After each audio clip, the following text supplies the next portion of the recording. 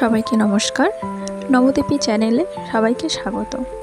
চলুন আজ বানাবো ধাবা স্টাইলের ডাল তড়কা, যার জন্য আমি 12 ঘন্টা আগে থেকে আমি রাজমা, মুগ কলাই আর মটর ভিজিয়ে রেখেছিলাম। সেটাকে আমি 3 থেকে 4 বার সিটি মেরে নিয়েছি প্রেসার কুকারে।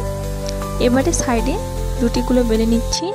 অ্যাকচুয়ালি ডাল তড়কার সাথে কিন্তু রুটিটাই খেতে সব থেকে ভালো লাগে। সাইডে আমি কপিস রুটি করে নিলাম।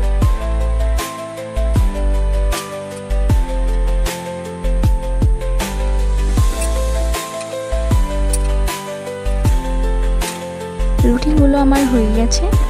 এবারে সাইডে একটা কড়াইতে নিয়ে নিয়েছি তেল, দিয়ে দিয়েছি কিছুটা পরিমাণ কাঁচা জিরে, শুকনো লঙ্কা। সেটাকে আমি আস্তে আস্তে করে গ্যাস কমিয়ে রেখে ভেজে নেব। এবারে দিয়ে দেব কুচনো পেঁয়াজগুলো দিয়ে আমি কিছুক্ষণ ভালো করে নেড়ে নেব।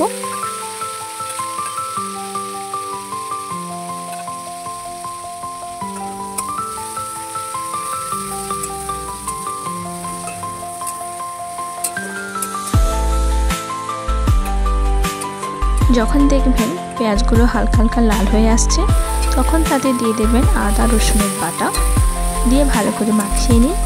এবারে দিয়ে দেবো লঙ্কার গুঁড়ো। আপনারা আমাদের বাড়ির স্বাদ অনুযায়ী দেবেন।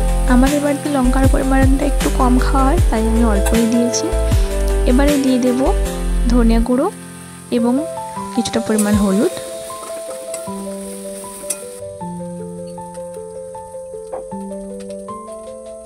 যখন দেখবেন মশলা থেকে কিছুটা পরিমাণ তেল ছাড়ছে, তখন তাতে অল্প পরিমাণ জল অ্যাড করুন, দিয়ে মশলাটাকে ভালো করে পাতলা করে নিন। এবারে সেদ্ধ করে রাখা ডালগুলো দিয়ে দেব, দিয়ে ভালো করে একটু নেড়ে চেড়ে নিন।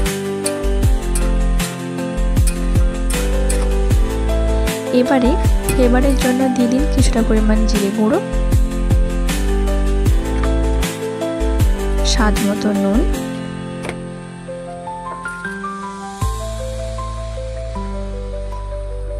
তরকাটা আমাদের হয়ে এসছে। এবারে নামানোর পালা। এবারে দিয়ে দেব কিছুটা পরিমাণ কাসুরি মেথি। মেথিটাকে হাতের মাধ্যমে ভালো করে পিষে নেবেন, পিষে দিয়ে দিন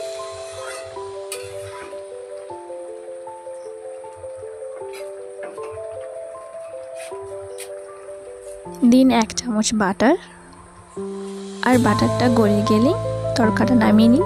গরম গরম রুটির সাথে পরিবেশন করুন, খেতে খুব সুন্দর লাগবে। সবাই ভালো থাকবেন, আর খেয়ে কিন্তু অবশ্যই কমেন্ট করবেন কেমন হয়েছে।